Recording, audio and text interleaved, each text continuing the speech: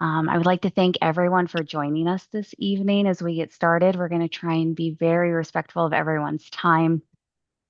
My name is Christelle, and we want to welcome you to this growing community of ours. But before we start, I want to take a few minutes to introduce ourselves. Tonight's webinar is being brought to you by board members from the Virginia End-of-Life Doula Collective. We are hoping that this discussion is going to provide some foundational knowledge, that it's going to provide you some practical steps and encouragement as you explore or grow your end-of-life doula business. As we move forward with the incorporation of our nonprofit, we are developing the initial foundation that the collective will be built upon. And we thought this discussion was fairly timely, as a lot of the business decisions that each of you will have to make or in the process of making are the same choices that we are working through together right now. Tonight, we hope to share our experiences with you as we developed our business, and we hope to create connections and we hope to inspire new ideas. I am going to share my screen so we can hop into everything tonight. All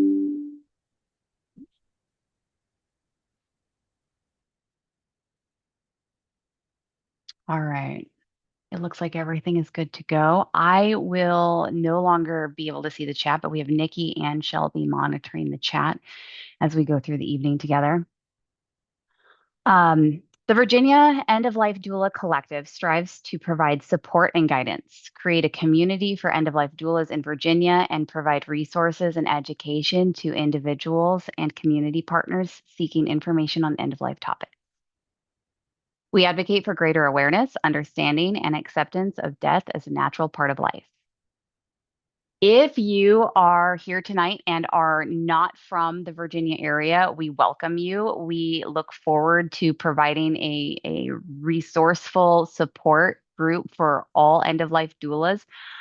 We do want people to know that on very specific topical webinars in the future, it will be primarily based on Virginia law, Virginia resources, but we do plan on keeping the collective available for everyone who feels called to be with us. If you're interested in staying updated on the collective as we get ready to open up for membership, there will be a link to our website in the chat. And on the website, you will be able to fill out a Google form that keeps your email address on a wait list for us as we develop. We will keep you posted on membership applications, developments to the website, when we are officially incorporated and able to open up that application process. Webinars like this one tonight are going to be an example of what will become member-only benefits in the future, along with additional resources and education. We have webinars and regional meetups scheduled throughout the year, and we will cover deeper dive topics into things like business development, expanding your doula skills, holistic and spiritual support, other locally sourced education, including psychedelic therapy providers and insights from Virginia-based providers. So, a couple of quick housekeeping notes as we move into tonight's presentation. Each speaker is going to present for about 10 minutes, and then we will open up for an additional 5 minutes if other panelists would like to expand on any particular topic. We are going to have plenty of time for a dedicated Q&A. We would love to hear from you. We want to know what your concerns are, what your fears are, what issues you're having, what successes you're having.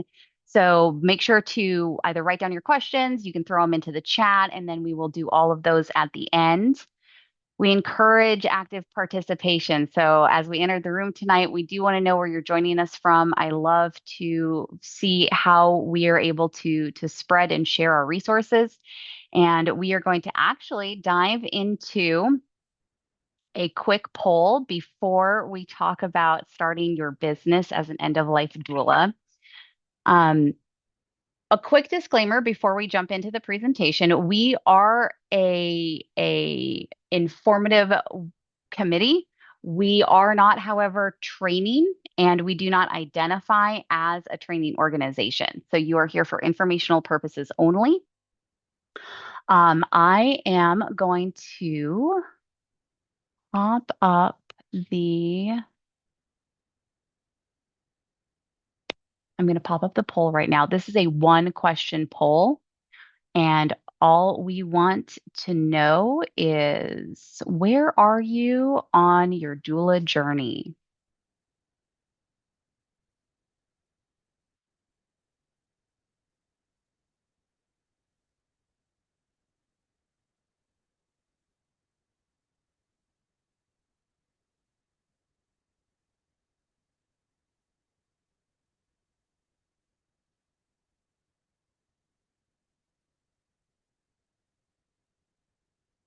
All right, we're going to give it just a couple more seconds for the rest of the participants to join in.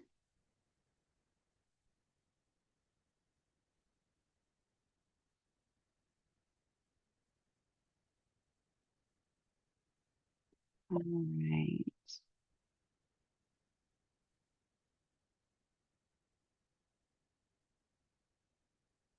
A couple more seconds here. We're just missing a couple of folks. And if you're having any issues with the poll, it's not required. There is not a test. There is no raffle entry at the end. So I know that every once in a while, technicalities get in the way of us enjoying our Zoom experience, but there will be another poll at the end, so you can participate at that point. All right. Thank you all for participating. And it looks like we have quite a few brand new doulas or people just exploring their options. I also have heard from a few of you who are not actually end of life doulas or even interested in it, but you share complementary adjacent professions or are hoping to start new professions in death care. So we welcome all of you as well.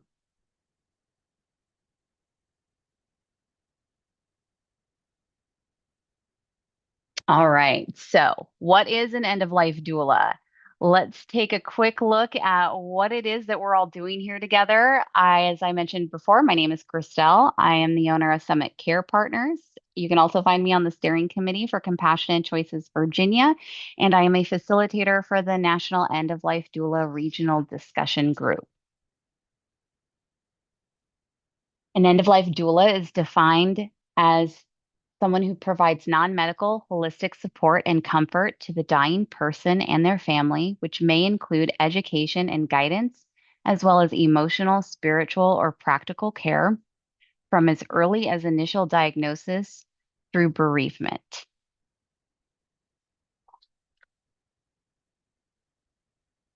As a death doula, you provide essential guidance, support, emotional and spiritual, and also provide end of life planning before a medical crisis. You may or may not include all of these as services. However, it's important to know what the role includes and your scope of practice.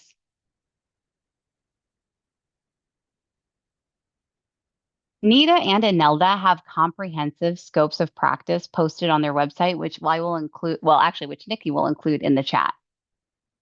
By honoring their role as non-medical holistic support providers, end-of-life doulas ensure that they are providing compassionate care while respecting professional boundaries, avoiding legal risks, and reinforcing the credibility of the profession. In today's society, we are seeing a shift towards reclaiming death as a natural part of life. And with more people seeking personalized, compassionate end of life care outside of traditional medical settings, it's important that death doulas understand that our care is more vital than ever and that we all need to be working under the same scope. It is important for us to have the opportunity to provide this support by building a sustainable business, making sure that it aligns with our values and also it aligns with the values of the professional organizations in which we represent and that represent us. As we move into our next section, I'm going to pass it over to Leanne, who will be talking about building our practices. Leanne has earned her professional end-of-life doula and companion animal end-of-life doula certificate from the University of Vermont. She is a Virginia qualified advanced directive facilitator who is licensed to practice law in Florida. Leanne. Hello, everyone. It's so nice to see so many people who are just starting on their journeys as death doulas. And thank you for joining us. This is very exciting to have connection. As Christelle stated, my name is Leanne M. Innit. I do business as LM Innit, Death Doula, and we will talk about names of business in a minute. Uh, in the barest bones, the topic that I'm going to cover is how to create a business legally. Now, I am licensed to practice in Florida. I am not licensed in Virginia. Uh, and since we have people not only across the country tonight, but overseas, I cannot emphasize strongly enough there are two professionals you need in your corner. You need an accountant and you need an attorney. You need specific local knowledge as to your state statutes and requirements. You also need your federal and state tax code expert. So, I apologize if it sounds a little bit odd in my presentation. I will be focusing on what I have done. I am not giving any advice when I share what I have done. But the truth is, we will all make the same decision hurdles regardless of what we decide to do. Uh, Starting a business is a lot of soul searching, and it starts with the decision to formally organize. Um, and I'm a book person. Aside from the fact that my background is blurred, I am surrounded by books. My answers and comfort zone are in books. Um, for legal knowledge, there is a wonderful series from LexisNexis called the Understanding series. It is understanding copyright law, understanding corporate law, understanding taxation law. You name it, they have a book. They are inexpensive. They are basic horn books for law students. And so to give yourself a working knowledge of the law that is going to impact running a business, I highly suggest having at least one corporate law book on your bookshelf. Likewise, have at least one accounting book because some former husband, I think, pinched my accounting book from college. I now have had to rely on two less well defined accounting books to get me through. So,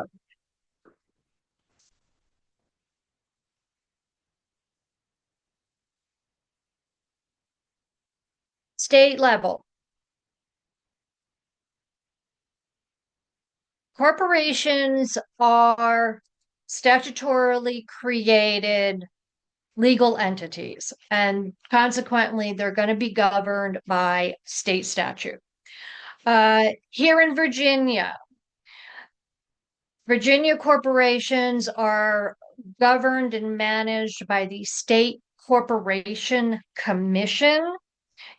I will refer to the SCC as we go along.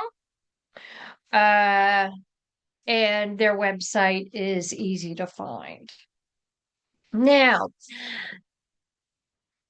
a business is a business is a business. It doesn't matter what business you are in, businesses are the same across the board. But having said that, there have been some very industrious individuals who are death doulas who have published books about running a business for death doulas. One is Patty Brennan's book, which she now has it into the fourth edition. A more recent book is the Death Doula or the Doula Toolkit by Diane Button, Gabby Jimenez, and Angela Shook. And I expect that there will be many more helpful guides coming out in the future. So I have gathered up my resources and I think I'm ready to go and I want to be creative. And so my first step was to look at intellectual property, trademark, service marks, copyright, and patent. Now, I happen to be a registered patent attorney with the USPTO. That doesn't change the fact that starting my business, I want to look at whether my beautiful name of a business is going to infringe on someone else's intellectual property rights. And likewise, I want to be able to create intellectual property that I can protect. So, fictitiously, I decide, gee, I think Daisy Death Doula is going to be a really great death doula practice name. And I can have some clever artist make a D raised to the third power logo for me, and I can abbreviate it as D cubed. And realizing that not every idea is a good idea, but maybe I can have a slogan that I can protect in trademark and copyright. And it would be to plan for pushing up daisies.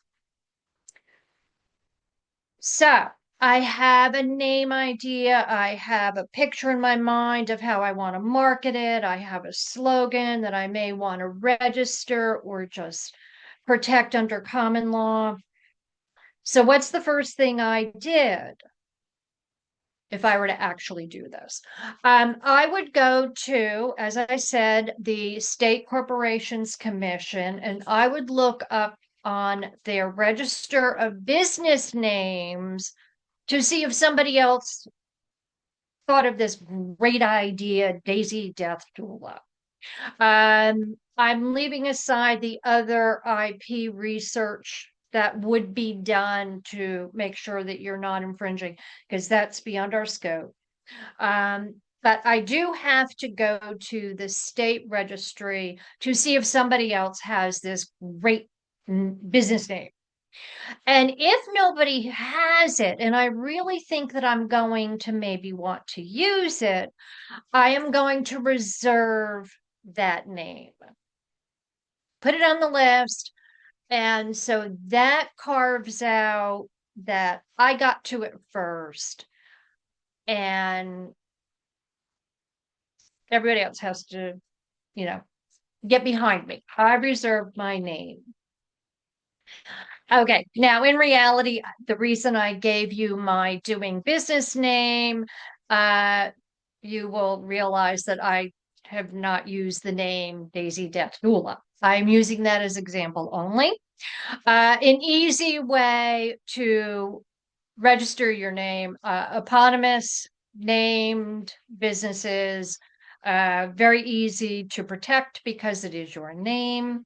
And unless you have a very common name, that's sort of an easy way to go. For me specifically, and we'll get to this a little bit in a moment as to my business structure, I wanted the business name to identify me as the individual because I am the death doula providing service and also what it is that I do. I'm a death doula. Um, Now, others will speak about the marketing. I have a lovely marketer who did the logo, who did my branding. Um, and again, IP issues, but outside the scope of our topic here.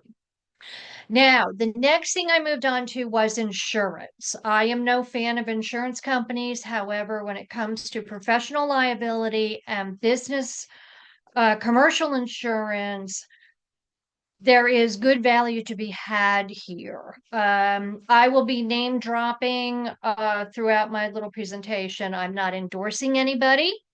But CM and F Group provides policies for professional liability for the practice of being a death doula. So insurance is available out there for professional liability. There may be others. I'm not sure. I haven't kept up to date on all of that. Now this is lawyer background speak.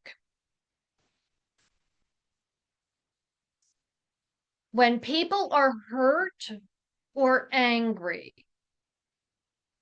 one of the fastest ways for them to manage it is to sue someone. Without going into the nuances of how our legal system works for tort litigation, the bottom line is if they know your name, they can sue you. You then are on the back foot and you have to unravel to make it go away if it's baseless. And that is one of the strong values of having professional liability insurance is the insurance company, depending upon the terms of your policy, most likely will provide you with a defense attorney. So unfortunately, litigation is part of our reality. So that was the next thing on my agenda before even creating my business entity. So now moving on to choosing a business entity structure. This is where soul searching occurs.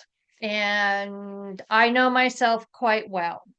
But some of the questions are how risk adverse am I? And I'm highly risk adverse. How good at following corporate formality requirements am I? In the past, I was really, really good at it. Now, maybe not so much.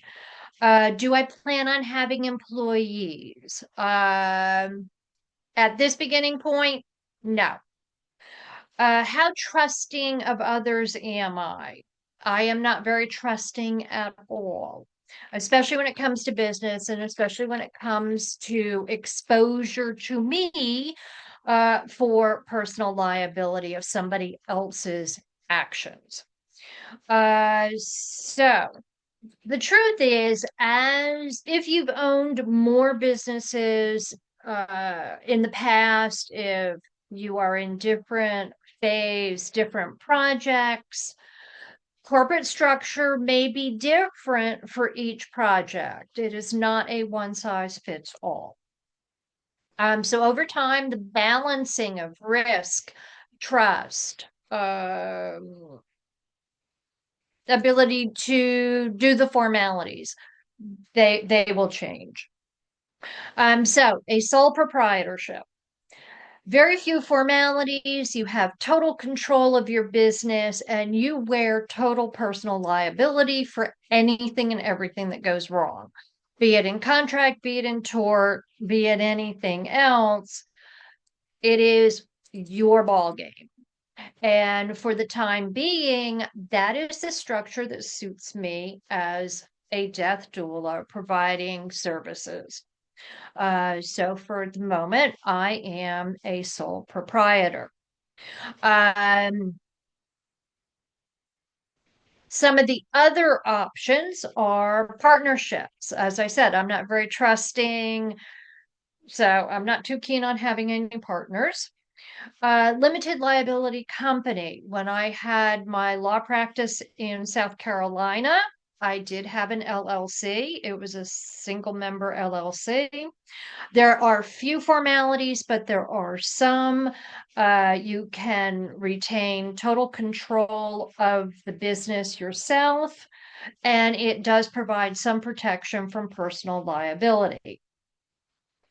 Uh, so there can be a lot of flexibility with LLCs. In fact, I was looking at class action lawsuit this afternoon with involving Google and realized that Google is an LLC.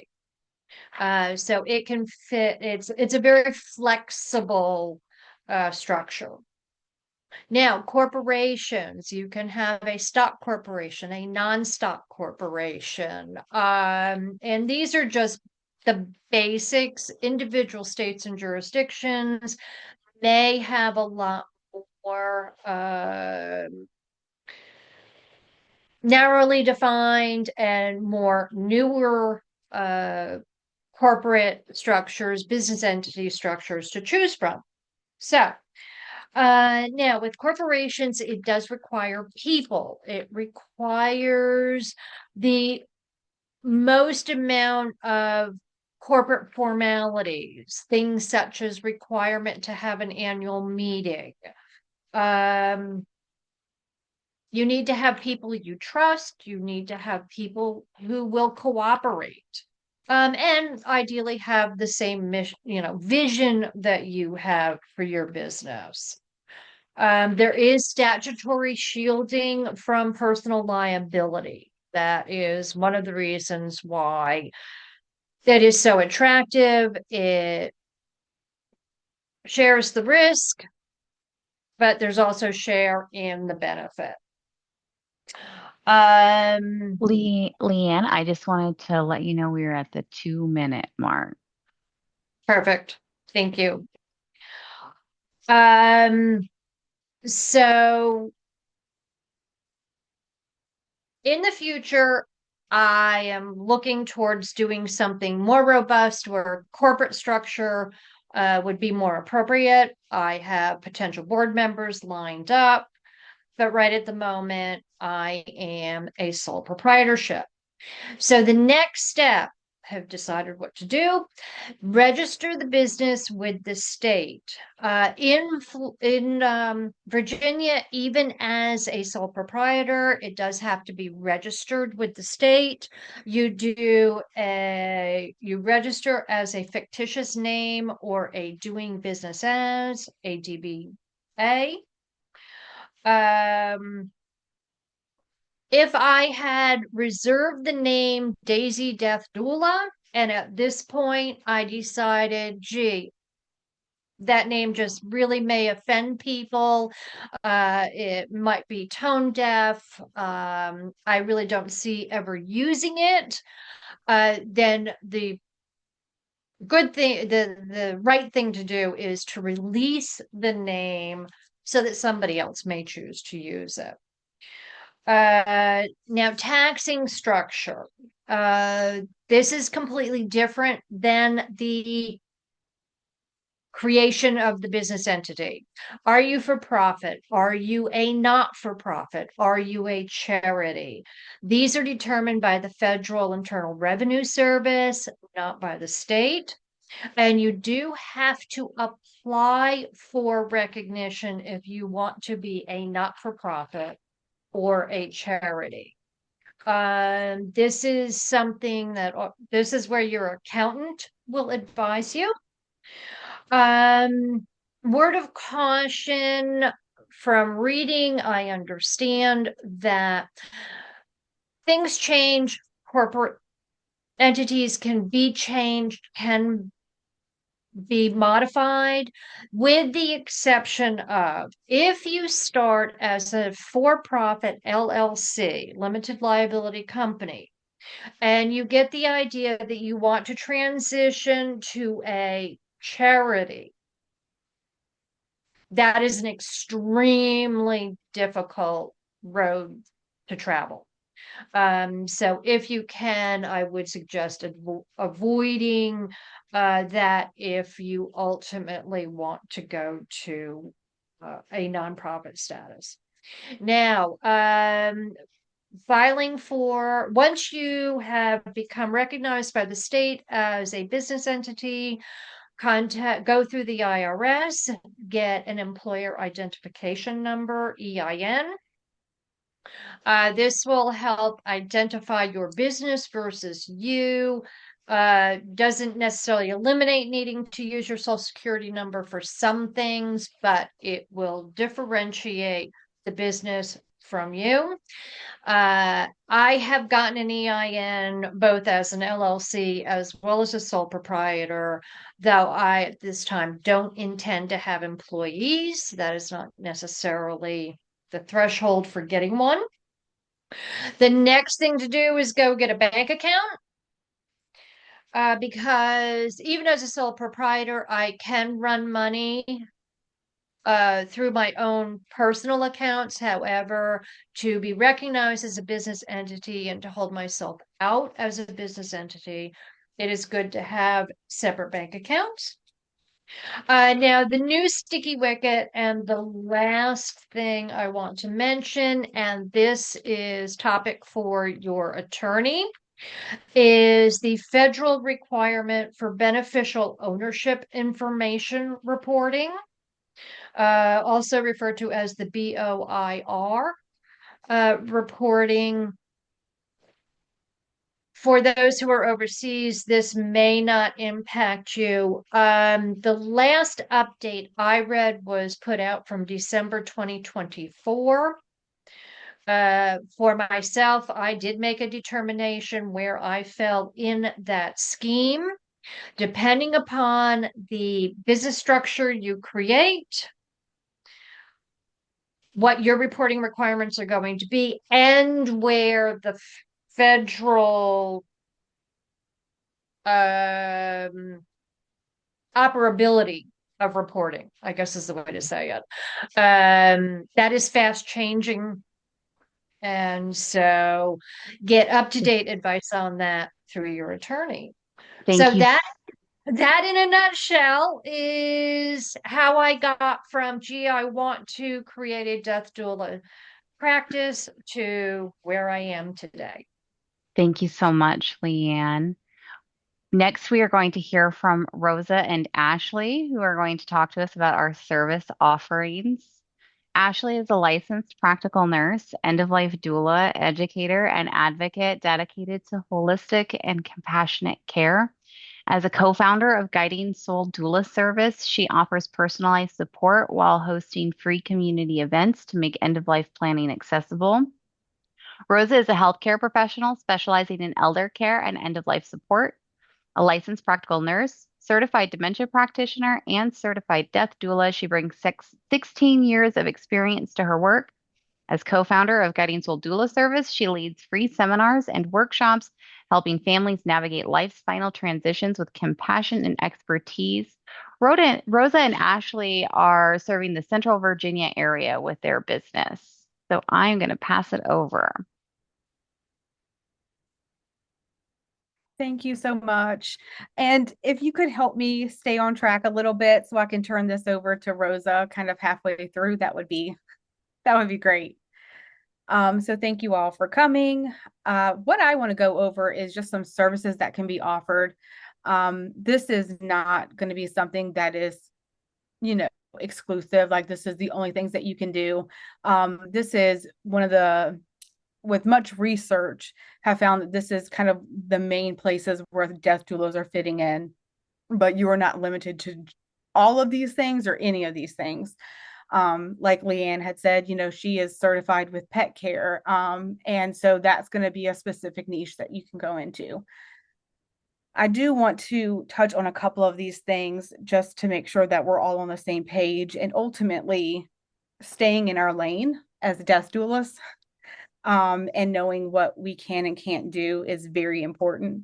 When we talk about planning or advanced care planning and those types of things in Virginia, in order to be able to sit down with a family member and do advanced care planning or an advanced medical directive, you have to be somebody that is either a nurse or a provider, like a doctor or a nurse practitioner or a physician assistant. You can do it as a lawyer or somebody who actually has had the correct training to go through and do that. You can do it for yourself on your own, but you can't assist a patient walk through that form without having, the proper training for that. Advocacy, care coordination, those things are, you can go with your patient to the doctor and help take notes and help everybody understand what's going on within your scope. We're nurses by trade as well, so we're going to be held to that standard in Virginia. However, when you're working as a death doula, that is different than your nursing licensure. So you have to make sure that you're able to separate the two. I've met a lot of death doulas that have a history as a nurse, or they're currently working as a nurse as well. Respite care, just sitting with your family, the family or the patient, letting the family go out for a walk, go get groceries while you're with their loved one. Logistical assistance. When we say that, if working in the healthcare field, it can be like trying to go through a maze to get from one place to the next. You don't know what the next steps are. You get lost between talking to 3 different doctors who give you 3 different answers. So helping families navigate that, just to say, we need to see this person, we're writing it down on the calendars, we're helping them keep up with appointments, making sure they know what time they're getting there. Those are all support things that you can do as a death doula. Visual support, sitting there with them when they're actively transitioning. Unfortunately, in our area, there's only one hospice that actually offers visual support for the actively dying. The rest of them, unfortunately, don't have the staff or capacity to sit with a family during the active dying phase.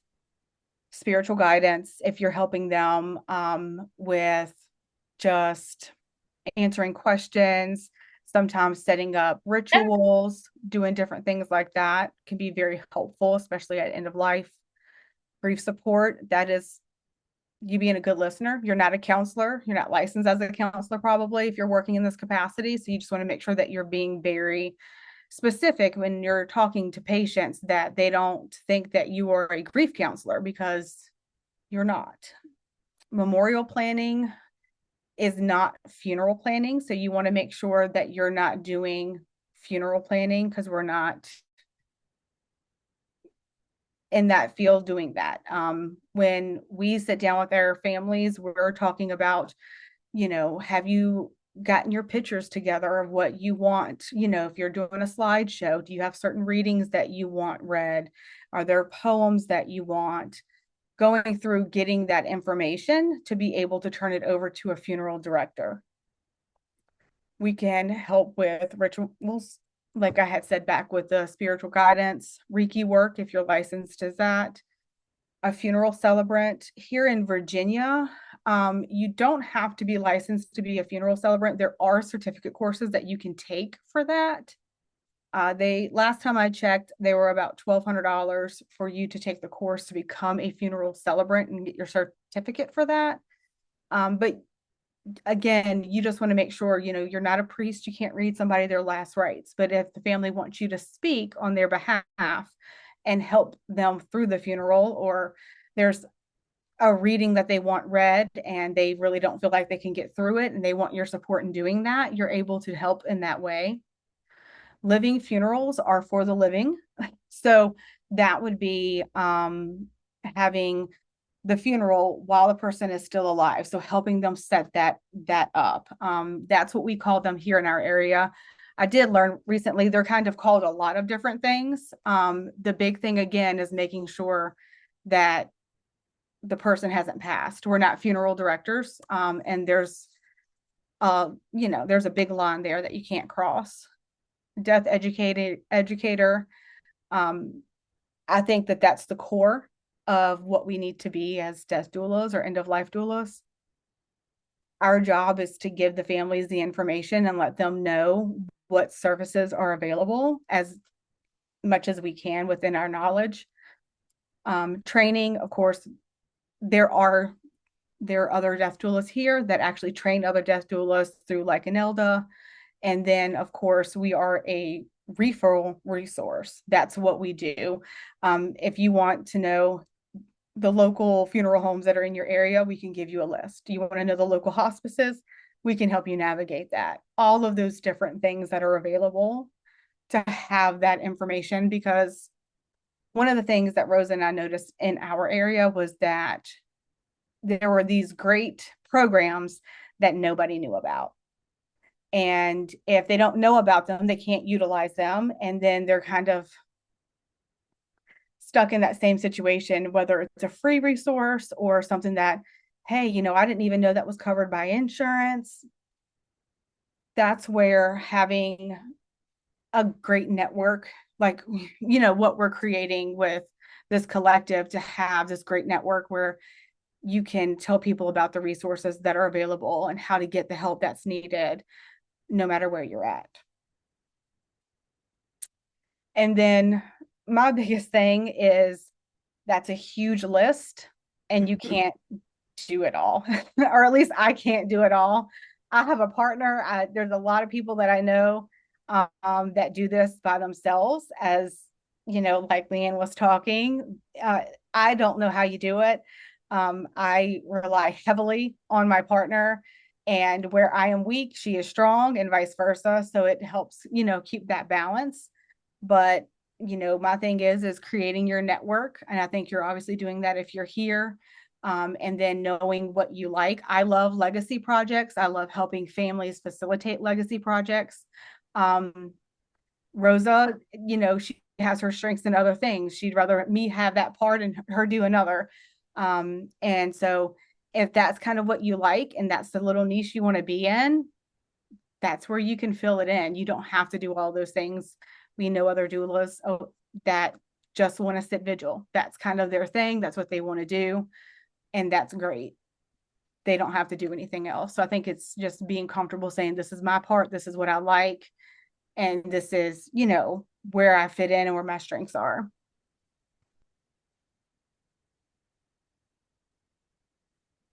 Hi, I'm Rosa. I am Ashley's other half business partner, and I do want to take a moment to thank everybody who's decided to join us today. And thank you for your interest in being an end-of-life doula, death doula. We're called so many things. But I kind of want to talk about pricing. It was one of the very first questions along our many that we had when we first decided to become death doulas. And there are a lot of things that you do need to take into consideration with this. Whether you're going to be mobile, whether you're going to be in a brick and mortar or an office building. I always, call it brick and mortar, which I've recently realized not everybody knows what a brick and mortar is. So office space, mobile, going to work from home. That does kind of come into your pricing table as well. As Leanne mentioned before, your insurance, you want to make sure you're covering those costs in your pricing as well. I don't know how many here have a license from the Virginia Board of Medicine or Nursing, but no, in this state, you are held to the highest level of your education. So if you are an LPN or an RN or an MD, in this state, if someone should decide to sue you, they are going to sue you toward your level of education. So I just want to put that out there because a lot of people don't know that. And we both are insured as LPNs in the state of Virginia because of that, along with a lot of other things that are going on in healthcare. Going back to the pricing, a lot of people volunteer, and people that volunteer typically do not receive any type of monetary compensation for their services. They're usually contributing, their time, their skill set, or other types of services without any financial reward expected for their service. I do know some people who barter. That is up to the individual. That might be a barter of services. If somebody hires you to help their family member, maybe they will trade something in its place instead of monetary gain. The other option is an hourly price point. And what we had to do was our homework. You're going to want to really do the homework on the internet, get on there, see what prices your local home health agencies are paying on a per hour basis. We did that with a couple of companion services in our area. We did that with some home health agencies. And we also did that with, hospice workers, et cetera. You want to kind of stay in between that price point. You don't want to charge somebody $500 an hour if the average in your area is $100 or $50 an hour. So the typical rate for where we are is $25 to $100 per hour. And it's important to note that that's just an average. You can also offer that on a sliding scale. Some people love this because it becomes more accessible to those that aren't as financially stable as others. So you're being able to give your services at a more affordable cost point for those who can't afford your normal pricing. And then there's packages. As Ashley said and showed you that huge list of services, a lot of people offer those services in package deals. And so you can also offer those packages along with an hourly rate. If somebody's hiring you, let's say, to do an advanced medical directive, you pretty much know that it's going to take about an hour, hour and a half, 2 hours tops to sit with that patient, grab all of their history to fill out, in this state, a 10-page form. It's going to take a while because if you work in healthcare, you know that diabetes can lead to 3 other types of ailments later in life. And so if you're going to go through that progression on an advanced medical directive, you want to make sure you have the time set aside to do that and that you are charging at that hourly rate. But if somebody wants, let's say, the total package, then that might include your advanced medical directive. Maybe they want you to sit vigil, and maybe they want you to come and work post bereavement to help them, tidy up any loose ends that may be left. And with that, you might package that in a package deal. And when you're looking to do that, what we did was we looked for birthing doulas in our area, because remember, they're doulas as well. They're just on the opposite end of the spectrum than we are. And what we did is we did our homework with a lot of different birthing doulas in our area. We saw the packages that they offered, what was included in their packages, and we priced accordingly. And what we found in our area is that some of those packages started at 500 and can go up to 2,000. And remember, that's not far-fetched for a death doula who is a funeral celebrant and who's also helping a family with a living funeral. I would probably say that would be on the higher end of your package pricing. So it's just something to really consider when you're sitting down, planning your future and how you want to collect your funds. Some additional considerations: we talked about the sliding scale, volunteering or pro bono work. This serves a diverse community, retainers and subscription models. We have made it a practice to ask for deposits on packages because they are the pricier the pricier items than charging somebody for an hourly rate. So those are things that you can consider. Some people do non-refundable deposits, as we've all seen when we purchase other things or other services, and some do. That's up to you, and that's how you choose. If somebody cancels within 72 hours, let's say, you'll give them their deposit back. But if somebody cancels in less than 24 hours, then maybe, that refund is not is not refundable. So it's just up to you and how you've decided to scale your business and price your business model. Definitely get out into the community, do workshops, go to your social networking events. These are where you're going to find your networking, your group, and your collective. Um, you know, Educational events and paid memberships are also ways that you can bring in money. So just keep these things in mind when you're starting your journey as an end of life and death doula. Thank you so much, Rosa and Ashley. Next, we're going to hear from Nikki. Nikki is passionate about caring for the elderly and became a vigil volunteer with hospice in 2014. She has since been trained and certified by ANELDA as an end-of-life doula and began practicing with a peaceful passing in 2018. She is also certified in the Alzheimer's Association Person-Centered Dementia Care Training Program and Essentials. It's quite the mouthful, Nikki. I'm going to hand it over to you. Thank you so much, Christelle. Hi, everybody. I'm glad that everybody's here. So the next part on the journey of private practice is considering your social media and networking and getting your name out there into the community. And one good way of doing that is to look at your area and look in your community and think about, okay, where can I provide the most help? How can I go into or get my name out into the healthcare providers and into hospice? And it's quite useful because once you've already considered your pricing structure, how you're going to go out into the community.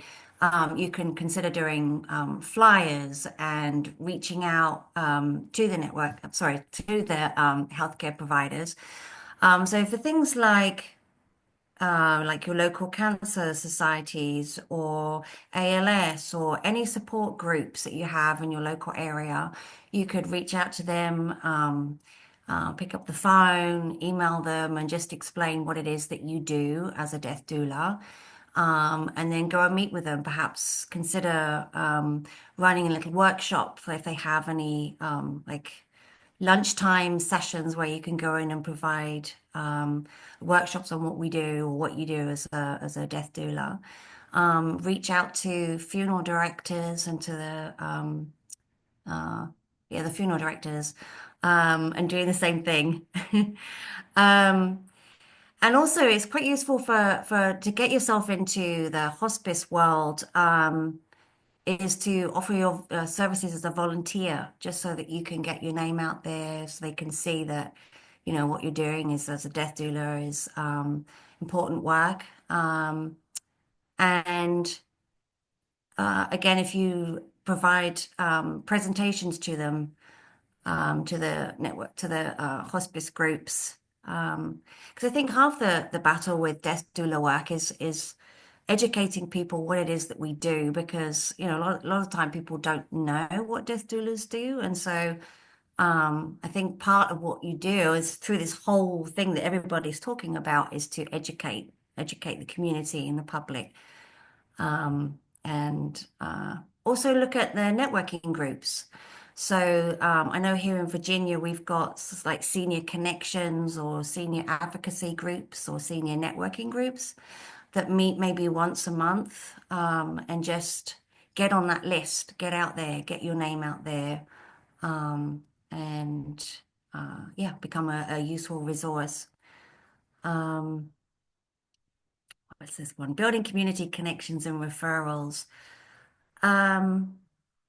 Yeah, so I think when Ashley was talking earlier, she was saying how she likes to do the legacy work and Rosa does the other some other really useful skills as well. So when you're thinking about what it is that you like to do, um, how are you going to present yourself to the hospices, to the healthcare providers? Um, you want to look in your community, think about the groups that you're a part of. Um, like if you are in a neighborhood, start reaching out to people within your neighborhood, let them know what you're doing.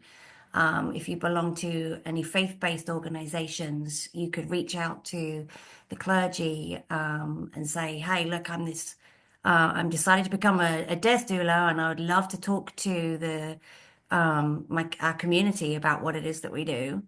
If there are any professional groups or hobbies or book clubs, or if you're part of a PTA, just consider all of the different areas that you can reach out to people and just say, look, this is what I'm doing. I'm a death doula, and I'd really like to talk to you about what I do and how I can support you.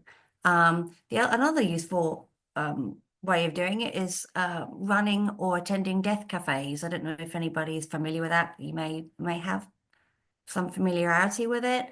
Deathcafes.com is like the main website, and I know it was an organization that started over in England. And it's just an event where you go along or you can run them, and then typically around 2 hours long, and you just talk about anything to do with death and dying. And it's open to the community, so people can come along, and it's not a networking event, so I wouldn't necessarily go there and say that, I'm a death doula, so I'm running this death cafe. I mean, it can just, come up in conversation. And death cafes are actually kind of can be quite fun to go to. It doesn't have to be all sad and just really morbid, because as we know, because we're all in this death work, but it can be quite entertaining. And if there are any, well, of course, people have libraries nearby, so perhaps to consider doing a presentation at your local library. Um, just another way of getting yourself out there. Um, and yeah, if while you're looking at all these different areas, like if you look on Facebook or wherever, and you're looking for events, and if you see that there are some gaps, if you see there's a gap, like, well, this would be a useful place to put a flyer out, to run a workshop, to hold a death cafe, then get out there and do it. And the more you put yourself out there, the more people will hear your voice, will hear what you do, and they'll be calling you up, hopefully. And also you consider the things like the flyers and business cards. Um, and even a website. If you have a landing page as a website, it's quite useful for people to actually see who are a legitimate business, um, and to have a business card. And we were talking about this within our board member meeting, how you can have digital business cards. And I was actually kind of surprised. I'm kind of glad that I heard about it, but I think it was Leanne was telling us how a digital card she has with actually it may have been Christelle, I'm not sure, one of you was talking about these digital cards that have maybe a QR code, or like a little thing that you can tap your phone on it, or the person can tap the phone on it. And it can take the person to a link to your bio and to your website, or to a link tree or that type of thing. So it's really a useful tool to have. And then when you are reaching out, think about with social media, do you want to have a Facebook account, or Instagram or TikTok? And you want to consider the type of people that you're going to be reaching, that is going to be your audience.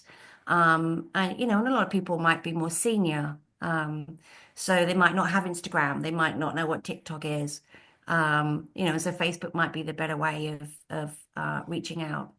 And also podcasts, if you're interested in talking and being online and have a fabulous voice like Christelle does. I could listen to her voice like all evening. Um, then I think a podcast would be a really useful way to reach out to people. Um, and also when you think about like if you do Facebook or Instagram or even TikTok, I guess, how often would you do that? You know, is it going to be once a week? Like if twice a week, maybe every day? I don't know. The only thing to consider there is that if it's every day, is it going to becoming like more of a spam? You know, so just be sort of consider your audience and just I guess monitor their input. Um, what worked versus what didn't work? So being a death doula, it's more, you have to do a lot of inner reflecting, I guess, and consider like, why am I being a death doula? What is it that brought me to this stage? Um, and you know, it's really, I think if you go into a relationship with somebody, whether it's through networking, whether it's to a group or a client, they can see if you're actually just trying to be a business. And it's just a business and it's just a paycheck. Of course, we all want to make money with this. If well, maybe not. I don't know. If you want to volunteer, that's totally fine as well. No judgment at all. But if you go in with open heart, you know, this is like heart work. The reason why I'm doing this is because I feel like it's a calling. I really enjoy is probably, I'm not sure if enjoy is the right word, but helping people and guiding them through a tough time, you know, like death and dying is can be chaotic, it can be upsetting, it can be ugly, but it's if I'm able to provide some level of support and comfort and a quiet confidence, then I feel like I'm doing a good job. So I feel like being a death doula is hard work for me, and I think it hopefully comes through with clients and whatnot. Not every community is the same, so you know we always have to consider what we're bringing to the table. And if you're going into a community that is of a different faith than yours, then you are going to have to consider like um, what it is that I guess like their religion and you know do your homework, make sure that you go in there with an open mind and that you're not going to upset anybody or be offensive and don't go in there saying, well, this is how you should die or this is how it should be done. It's very much going in and uh, being with the person at their in their space. Um, and also at the beginning, just think about like what your mission and your vision is. I think that was really helpful to know where you're coming from, like what it is, like what your mission and vision is. I think that's it. Thank you I, so much, I was going to Nikki. add one thing, if you don't mind, Nikki. As you were speaking, what you were saying reminded me of just something to be aware of. Like I'm familiar, like Northern Virginia only has two hospices, and there's a growing number of doulas in that area. So if every single doula calls those two hospices, they're probably going to get a little annoyed with us. So maybe before you start blasting out or networking out, is first find who are the doulas in your community. Go out to coffee with them, Zoom with them. Who is going where? Who has contacted what? What doors have they hit? What doors are open? Whether you officially want to start a collective or it's just a communal event that where you find out where people have reached out, what communities are in need, what communities are oversaturated. Because we don't want to have funeral homes and nursing homes and hospices start with a negative connotation of what end-of-life doulas are. So I just wanted to throw that out. Thanks, Thank Shelby. you, Shelby. I agree. Before we turn it over to Shelby, who's coming up next, spoiler alert, it is the work that you put into this and the connections that you are going to make with the peers or the partners in your community are not going to be overnight successes. However, if you go out to a networking event or you start to make yourself known in the community and you're not getting a phone call or you're not getting a referral the very next day, it also doesn't mean that it's necessarily a failure. And it's going to take a lot of your own personal definition of what does the return on investment look like, the time that I'm spending out in the community networking, marketing, what's working, what's not. You're going to have to come up with that formula on your own. And the rewards are not immediate. I have been doing this full time. I left hospice and I was kind of like doing the moonlighting thing and I was trying to figure things out and full time for 2.5 years. And it took me months of showing up in libraries, in facilities, in community centers. It took a long time to show people that not only am I here, but I'm here to work with you and I'm not just going to disappear and I'm not just looking for a quick referral and I'm going to bounce. So that can be very disheartening to new doulas, especially if you are completely financially invested in this business and you're waiting to generate that paycheck. So give yourself some grace is all I wanted to add to that. Moving on to Shelby for client relations and ethical considerations. We welcome Shelby as the co-founder and president of A Peaceful Passing based in Richmond, Virginia. She is also an ANELDA educator, and she has over 20 years of neuro and trauma ICU nurse experience. Welcome, Shelby. Thank you. Thank you, Crystal. And Nikki, you kind of like led me right into the way when you're starting to talk about mission and vision and leading with your heart.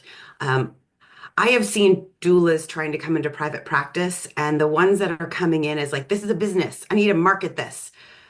Tend to have quicker burnout and kind of fade faster than the ones that come with its a heart center. So thank you for leading me into ethical considerations.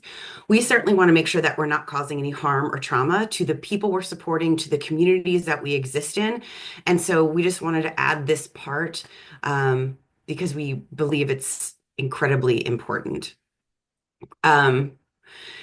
So the one question, we have lots of questions for ethical considerations. If you train somewhere, because I know there are granny doulas out there who did not receive any training, as I like to say, we've been walking alongside our dying since the beginning of humankind. And some individuals are lucky enough to have that passed still through their family. If you did get trained, I would hope that the training organization that you went with, most of them have a scope of practice and a code of ethics. Thank you for posting it earlier. It's invaluable to understand what we do and what we don't do, so that we show up in our authentic selves. There are hospice end-of-life doula trainings and there are full spectrum doula trainings. So it would be inappropriate if someone had a hospice doula training to then go out in private practice, because what they are trained on in hospice doula training is different than what a full spectrum doula has been trained in. It's also important that we make sure we protect ourselves as well as our clients, and that would be with a client agreement. So that kind of connects back with what Leanne was saying, is you want to make sure that you have legal counsel to go over your client agreement. There are some, again, I'm familiar with just ANELDA. ANELDA does offer the individuals who train with them client agreement forms that they can utilize and make their own. When I made mine, this was eons ago, I actually used the scope of practice and code of ethics of ANELDA along with another client agreement, just a business client agreement. And then I had a lawyer look it over. So I had it completely written out to save time and money with the lawyer, and then just had him look it over and give me feedback. So that was really important. Also, for individuals who have insurance, and I put those in the chat. I have had both of the insurance. Most recently, Alternative Balance is who I'm with. If you are a member, they run workshops, and one of the last free webinars, if you are a member, was all about what should be put in your client agreement form to cover you under insurance. So there's loads of free information, well, if you're a member, out there to make sure that you have in that client agreement form what should be there. Most importantly, what I am and what I am not. While my lawyer said there's no piece of paper that can bar any of us from litigation, the fact that you have it and it's clearly stated out is a huge step in the right direction. So those are things that you want to make sure that you have them read it over. Normally, Nikki or I are with the client when we're looking it over. Do they have any questions? And then we both sign it. Ours is about a 3.5-page client agreement. So it's important that we have that. So how do we establish trust? We don't have the luxury of, knowing someone maybe for a couple weeks or a couple of visits to establish those trust. So the first thing I want to just implore all of you is we are listeners. We listen first. That means we listen first to the person we're working with, or when you go out in your community, you listen first. We do not have an agenda. We do not have interventions. Those are therapy realms. We do not practice into those. So we hold space, but we do not solve. We do not give our opinion. We are there to allow the person to have the dying experience that they are going to have because it's their own. So the client is always in the driver's seat. So we want to make sure that we honor that and we stay in our lane.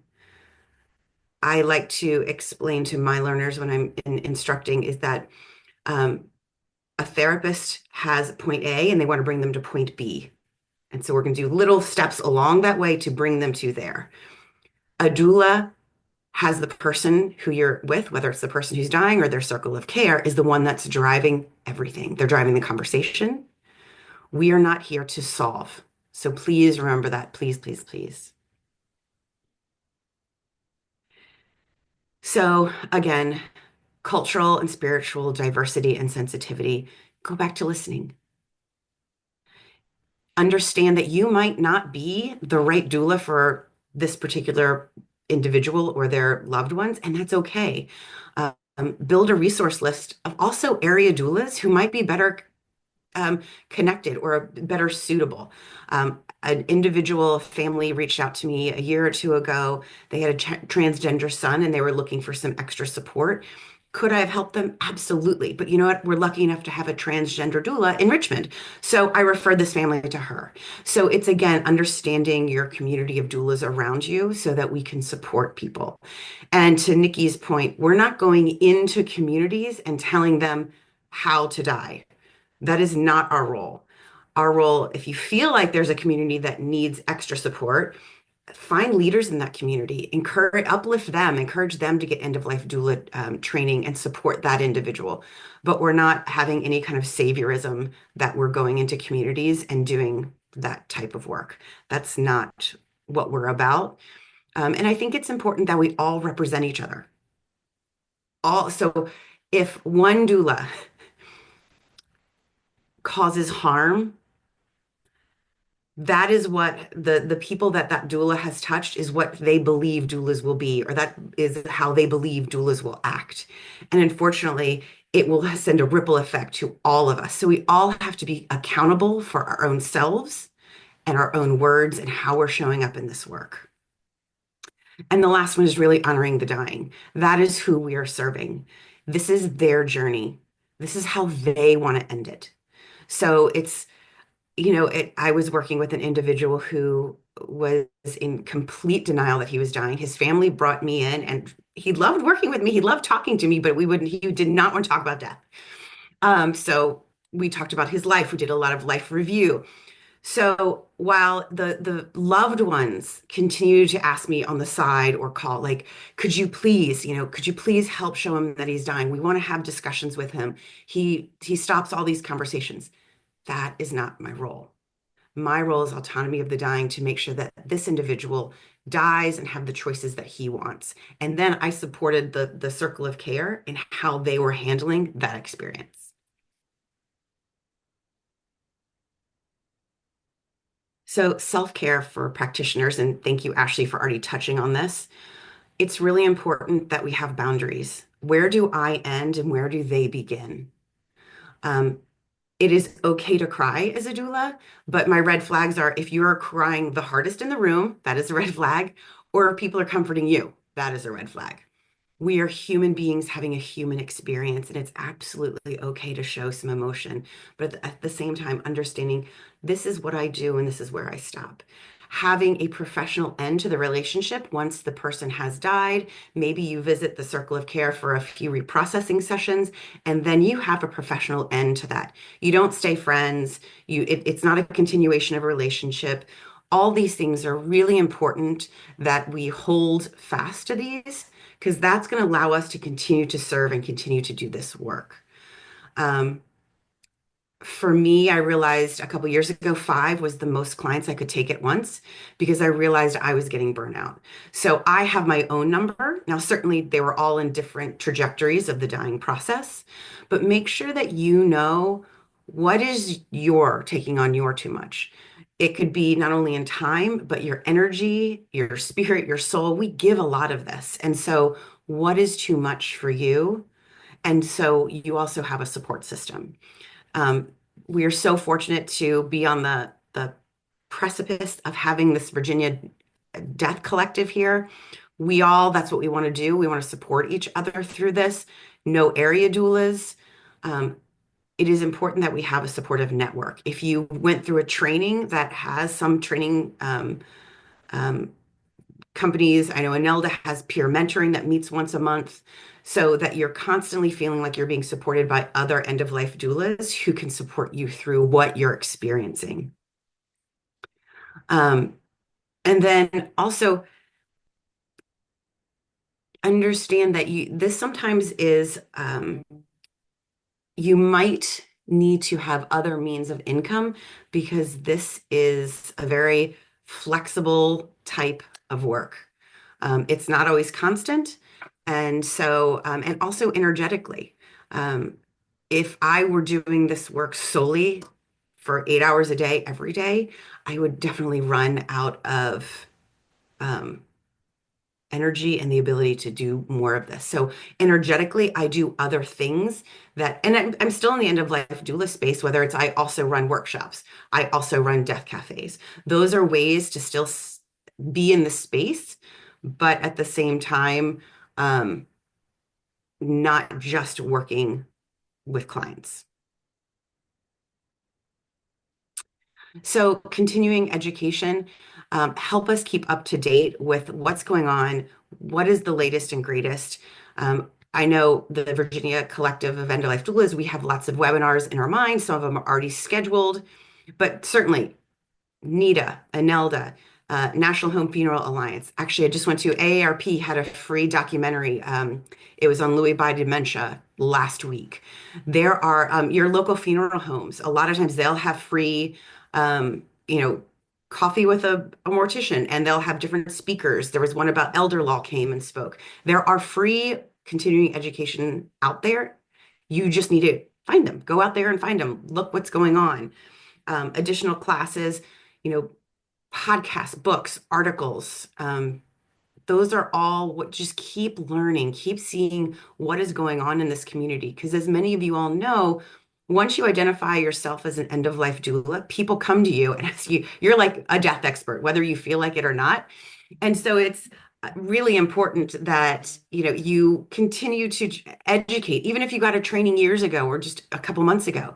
There's still so much to learn. I always say to know who the movers and the shakers are in this industry so that you are staying up to date with what's going on. So I'm going to open it up to my other board members for anything they'd like to add. Well, as far as continuing education, I do like to let everybody know if you are not familiar with the University of Tasmania in Australia, they have what they call a MOOC, which is a mass open something course. I don't remember it, but what I do know is that they have one on TBI. They have one on understanding dementia. They have actually two on dementia. They just opened one up on Parkinson's that I'm about halfway through. And for free continuing education, it is a wealth of information that definitely takes some time to go through. So there are multiple modules. I would suggest if you want to really go through all of the information that you give yourself a couple few hours a week and then a few weeks to go through each one of their classes. So that's one of my favorite ones right now. For those who are members of NEDA, the Hospice Foundation of America webinars are free, and I have gotten good value out of a number of those.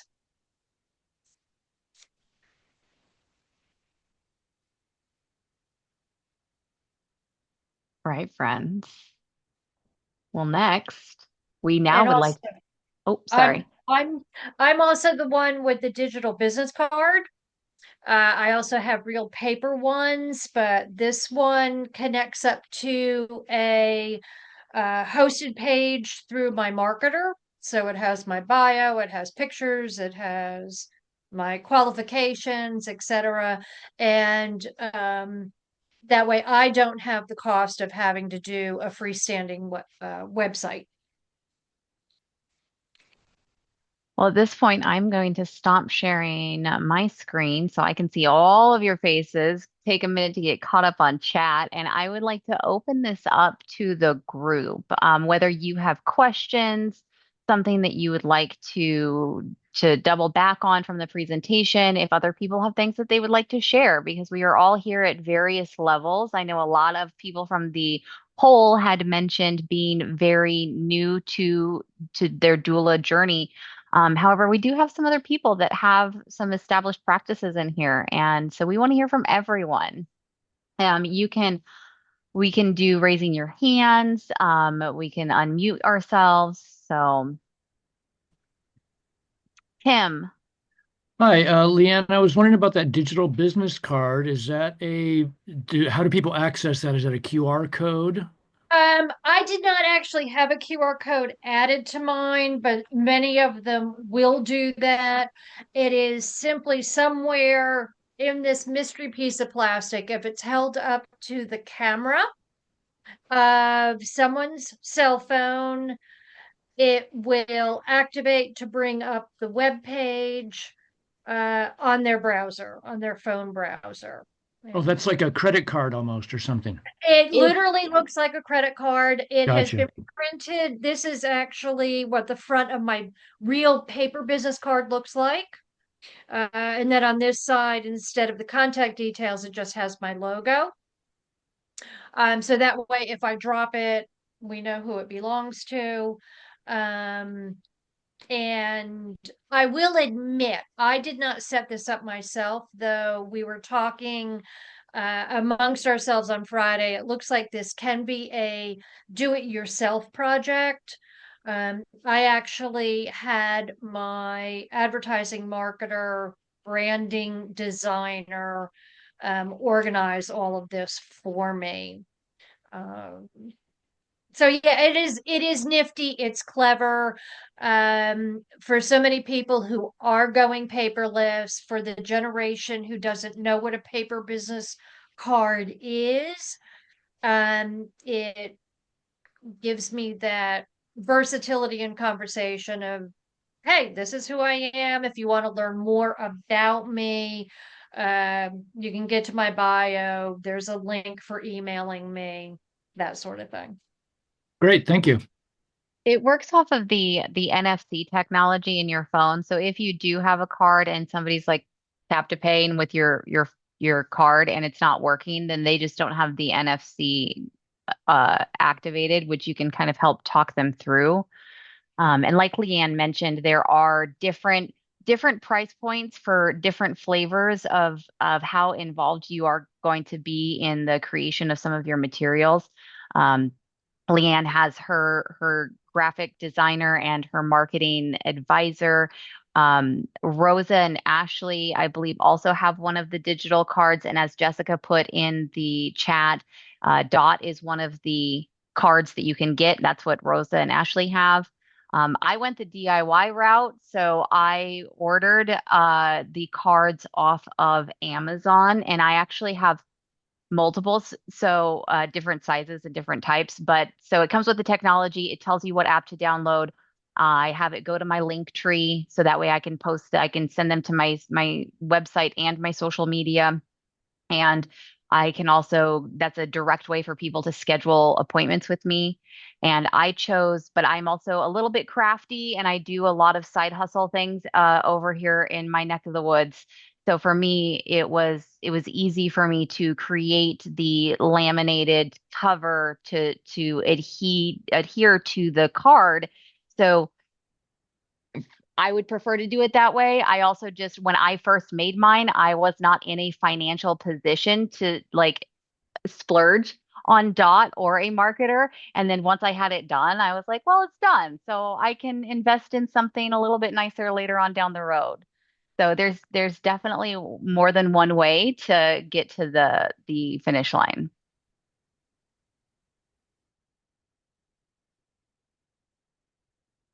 And unless I see your digital, I cannot see everybody on the screen. So if I don't see your digital hand and you're waiting for me to call on you, you can just come off of mute. I do see Rebecca and then Kathleen. Thanks. Yeah, I was at the same time looking for the hand below, but this one crept up. So you've spoken, someone spoke about, the necessity or the helpfulness of doing other paying work. And sometimes that might be in the death space, or I think someone mentioned in the chat that they were starting their business in the death space while also doing other paying work. Can some people just share what that juggling act looks like? I'm just trying to figure out in my mind, how are you doing this doula work where death isn't going to make an appointment with you? So you have these obligations, and yet you are making commitments maybe to a part-time job or to other clients. I could imagine if you're not doing any vigil sitting and all you are doing is, those discrete work products, maybe that works. But I'm sure there's not just one way, but I'd like to know it's possible. So I would love to hear from some of you on how you integrate different, work streams and financial streams. I can speak at least for Nikki and I. It actually started out of necessity because when I started, I couldn't find a death doula in Virginia. This was 2015. And I was like, okay, I guess it's just me, but I couldn't be everywhere at every time. And so what I came to, that really helped me understand that if I am worth my weight as a doula, my job is to return the knowledge of how to labor death to the loved ones in their circle of care. And I don't need to be there all of the time. So that was one thing. I would say with all the people I have been with, I can count on one hand the number of people I've been with for their last breath. So normally this is just what me and Nikki have experienced and who's coming to us.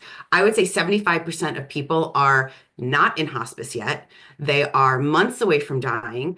They may want to seek palliative care. So they're maybe seeking radiation and treatment. They can articulate, I'm dying, it's stage 4, it's everywhere, or I have ALS. So I am dying, but I'm not on hospice yet. But what do I do with the time I have? And so those are the individuals by far that we're getting. And so we schedule it like the one I'm working now is like once a month. The gentleman I was with, he died in December. I was working with him since June, and that was like once a month. And then I kind of went to like every other week, but it was scheduled ahead of time that I could work. If they're like, we need to see you this week, I'd be like, okay, well, I'm working my other job this day and this day. How about either Tuesday or Thursday? And they were totally fine. So that's how at least Nikki and I were able to do it. But Rosa, Ashley, come on in. Yeah, I for additional income streams, so I am a one-man show right now, and I am slowly networking with people that are very interested in participating in some sort of like 1099 independent contractor situation, people that are just becoming trained, they're trying to get their feet wet.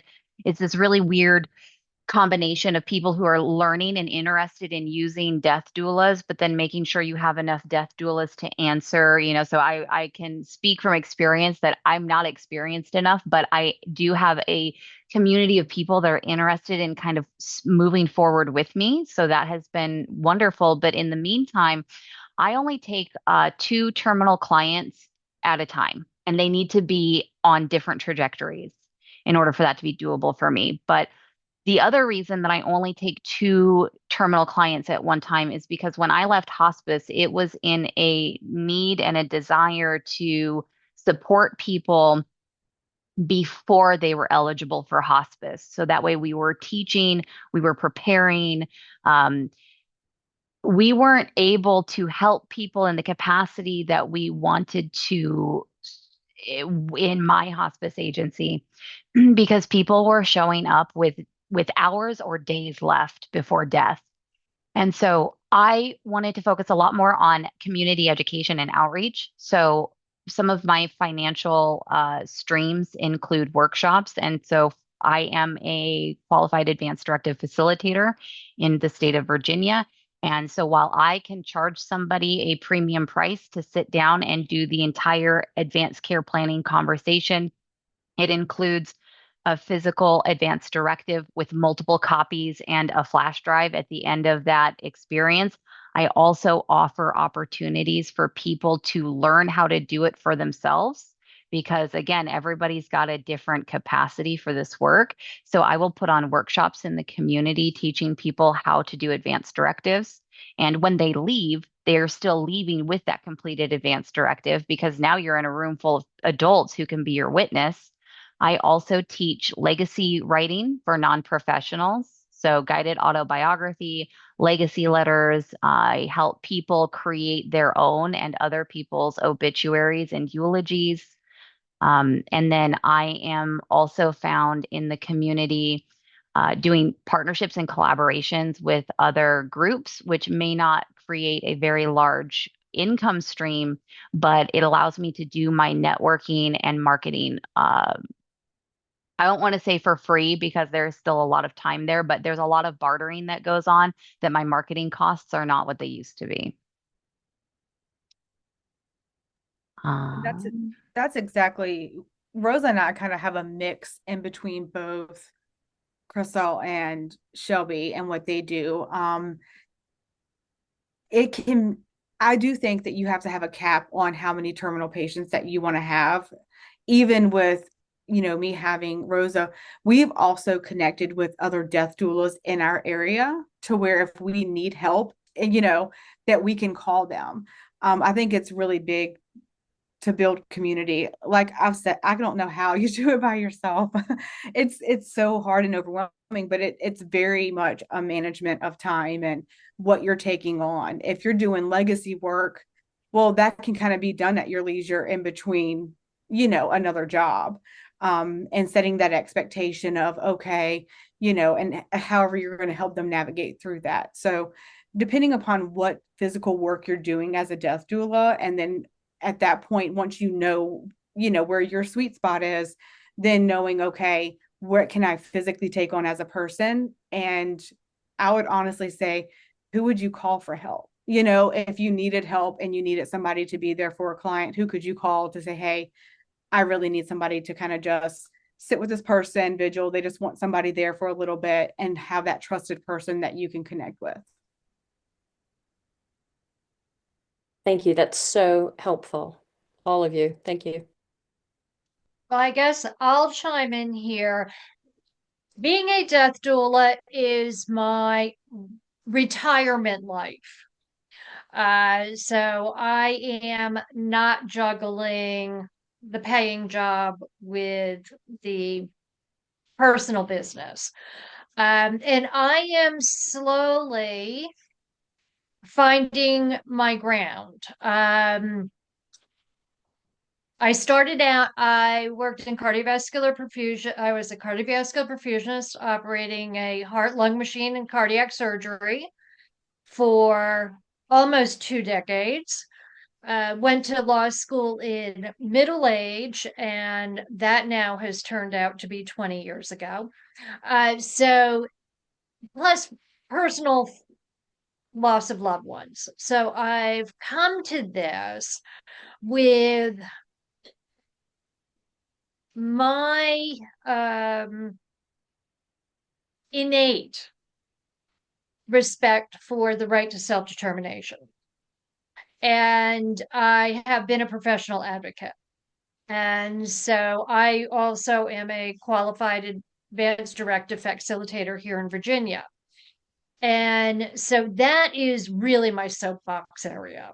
I will talk to anybody about what their wishes are and create scenarios for them so that they can visualize, well, this is going to be what that choice looks like. And I will spend hours getting a well-drafted advanced directive put together. That is my real sweet spot. And so that obviously is scheduled. It can be slotted in on convenient time slots. On the other end of it is I am very familiar with being at bedside when individuals pass to the other side. And that also is one of my sweet spots and comfort zones. So it's the two ends. Now, that actually is unpredictable, but that is the advantage of being retired. So it's heart work. Where your heart feels the most comfortable, you can find a way to juggle. And for everyone, I wish you the absolute best of luck, as each day is going to be different and you will take away a new appreciation of the value of what you've done and recognize we're going to make mistakes. We're going to say something foolish. Recognize it, own it, apologize, learn from it, and stay with an open heart. Thank you so much. I saw that Kathleen had her hand up. I don't know if it kind of timed out, if Kathleen wanted to hop back on. I did see your comment in the chat. I appreciate that. And so I'll give Kathleen a second to come on, and then it's going to be Sherry and Lori after Kathleen. Yeah, I just wanted to say thank you. It's all been very helpful. And all the different topics and different things that people were able to add. I found it very, very helpful. Yeah, that's all. It was really, really good. Thank you so much, And I Kathleen. appreciate it. Well, I wish I hope somebody we was see in you North around. Carolina tonight, but I guess not. We'll keep you posted when we find someone. Okay, thank you very much. Thank you, Kathleen. Sherry and then Lori. Hey, ladies and gentlemen. I'm Sherry. I'm with Hosanna High Community Burial Project, and I am offering to help any lady out there form your own nonprofit cemetery society in your area. So I have gone through great strides to figure out how we can make funerals affordable and for everyone. So letsbetrees.org. I will help anybody out there start a cemetery society. Free. Thank you so much for sharing, Sherry. If you I think I saw you put your link in the chat, but if you want to put your link in the chat again for anybody that missed that. Great. Thank you, ladies. Thank you. Lori.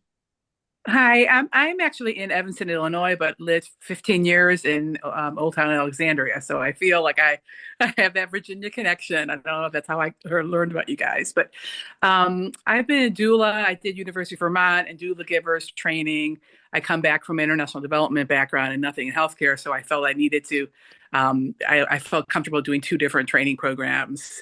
And I became a doula. I started my own business probably about 4 years ago, but I was working full time in international development. And then about a year ago, my dad died unexpectedly and my dog died unexpectedly. And I do dog therapy too. And I really realized now is the time. This was a calling that I had, and I had been kind of getting a little bit going, but it's really hard to do part-time but I understand the financial side of it. So I didn't.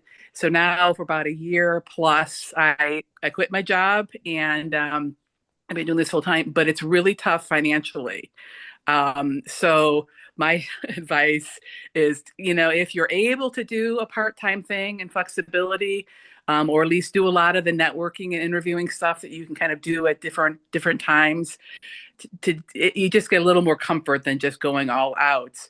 That, however, I do end of life vigil, but I also do advanced care planning. Illinois doesn't have those requirements. Virginia, so we all can do that without additional training.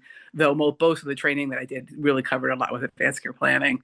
But one of the things that I just wanted to mention is that there is a whole of like elder care, and my last two end of life patients. Did not. I remember I was asked to go visit this woman who's a client now, and she has terminal diagnosis, and her daughter-in-law said that she was familiar with doulas and wanted. So I went in there, and the mom's like, I'm not interested in a doula. I'm not ready now. But she called me back for an elder care consultant, because that's also kind of what I do in terms of, and I think people are able to digest that more than saying, do you need a death doula versus do you need an elder care advocate or someone like that? That's basically doing the same stuff as a doula. But that's one way I have learned when I introduce myself to people that's just been more acceptable than a death doula. You go over the same stuff. It's just a change of language. But it's great work, and I'm so pleased that so many other people are jumping on this as well, because it's so valued, and we're all getting this calling. So thank you for this has been informative. I always learn something even after doing this for so many years. But So much for sharing, Lori. I appreciate that.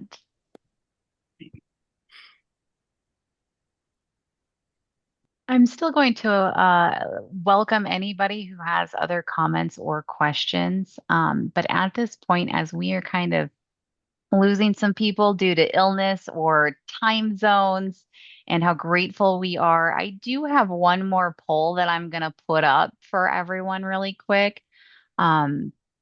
This I can probably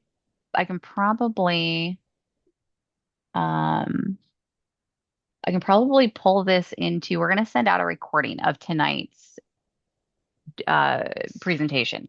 In that email, I will include a copy or a link to take this poll for anybody who's watching this recorded later on, or anybody that had to leave early. They will see this in the email.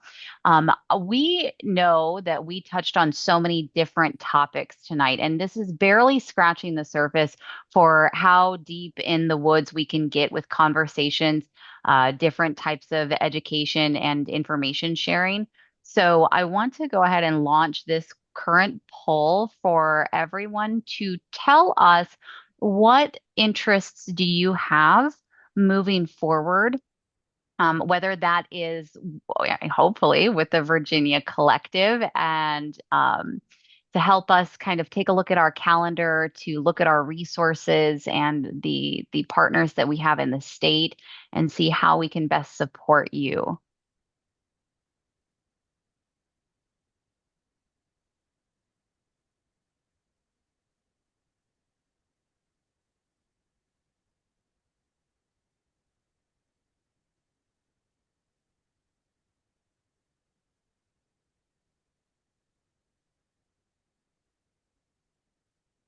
Also, while everyone is participating in that poll right now, I do want to let everybody know that we are so incredibly grateful for everyone that is here this evening. We hope to see you online. We hope to see you on Discord. There are so many different ways that we can reach out and be a part of this community together. And we hope that you continue to seek out additional information. Feel free to hit reply when that email comes out with the link and the polls and the recorded video. If you have other questions that you need for us to pose to the group, We want to stay in connection with you. We hope that you'll find us online, that you'll still hang out on our website. Members will have access to a private Facebook group. You can find Shelby and Rosa and Ashley and Nikki all through their websites. Leanne's contact information, we'll make sure that everybody's got that if you have additional questions. And Don't forget our next event. I see that we do have other events coming up that I want to make sure everyone knows. On April 11th at Panorama Natural Cemetery, we will be doing a doula tour of the cemetery. There is also going to be a meetup for lunch afterwards if anyone is interested. This will be one of our first official regional meetups, which is another example of the member-only benefits that will be available once we are fully up and running. We would love to connect with all of you. And if we can't connect with you on April 11th, then definitely keep in mind that we do have other webinars and guest speakers scheduled throughout the year. So keep a look on the calendar for things coming up in May and June as well.